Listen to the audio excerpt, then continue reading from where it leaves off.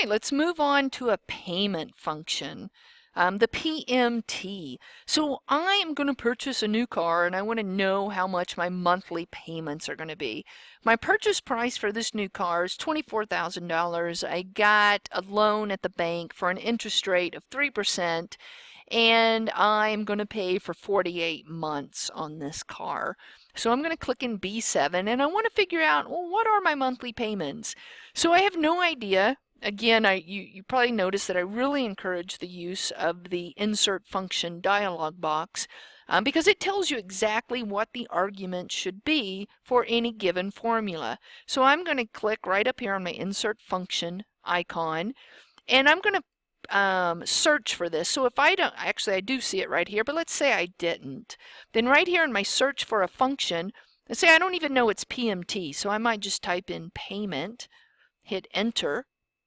Oh, payment is that it calculates the payment for a loan based on constant payments and a constant interest rate. Yep, that's what I want. So I click OK. Now anything that's in bold are required arguments for this formula. Anything that's not in bold, they're not absolutely necessary. So I'm going to click on rate, and it tells me is the interest rate per period for the loan. So this is why I encourage the dialog box, because it tells you exactly what you're doing. So what is my rate, my interest rate? Well, it's 3%. So what is N per? It's the total number of payments for the loan. And I'm going to pay for 48 months on this car, and PV is the present value for the total amount that I'm going to be paying. And I've decided I want this car for $24,000. So I click on that. Well, am I done with this formula? Well, remember that an interest rate is a yearly interest rate, and if I want to calculate what my monthly payments are going to be, then I need to divide my interest rate by 12.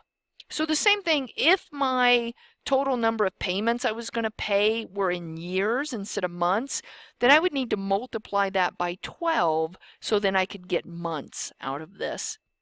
Okay, so this is how it should look. B4 divided by 12. N per is B5, and then my present value is B3.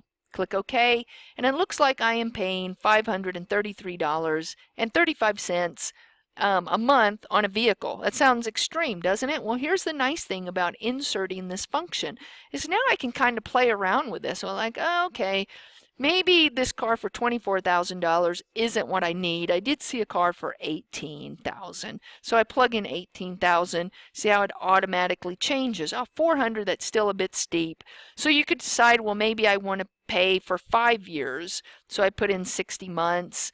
Maybe I can get a different interest rate, or maybe I just decide I got to go buy that used car for $6,000.